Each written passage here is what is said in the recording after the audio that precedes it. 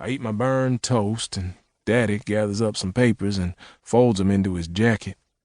Out in the hallway, loud music is coming from the apartment next door. Down 2 flights, our neighbor on the second floor has her apartment door open, and the smell of eggs and bacon frying in the skillet on the stove makes my stomach growl.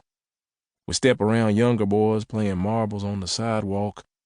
Makes me wish my Saturdays were my own with nothing on my mind but friends and marbles.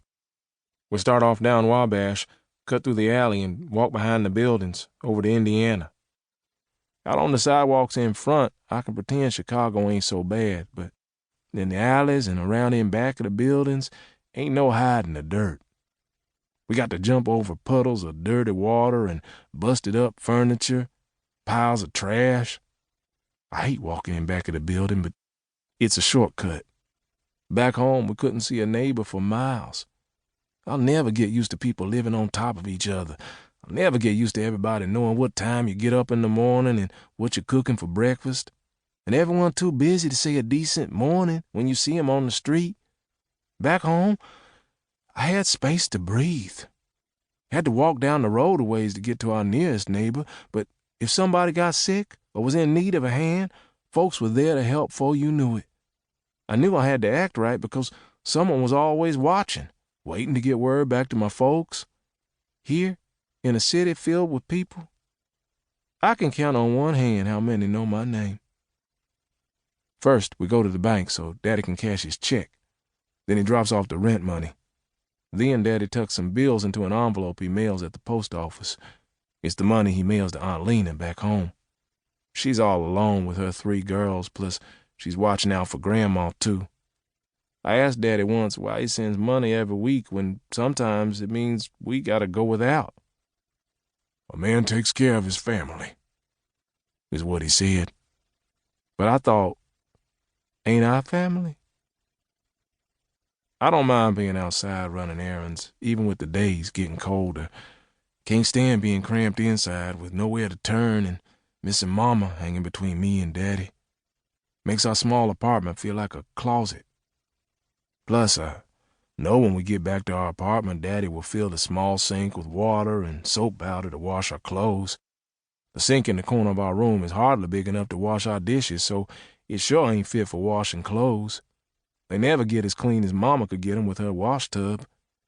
Daddy hangs a rope across the room to hang the clothes till they dry, stiff and hard.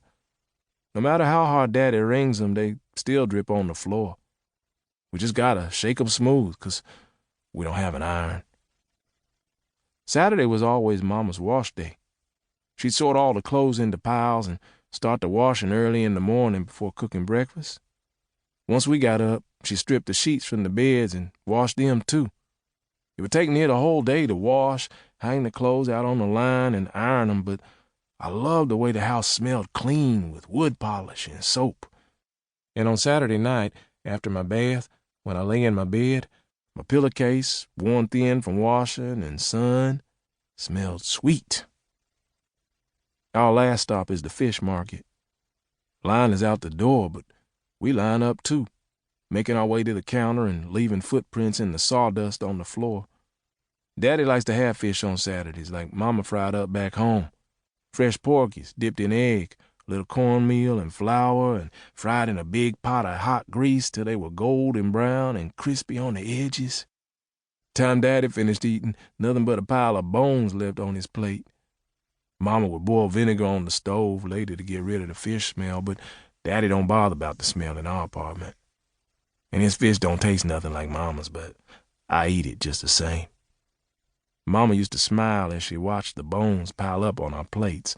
She'd rub Daddy's back as she sat at the table, talking nonstop when our mouths were full and keeping an eye out to make sure we had enough.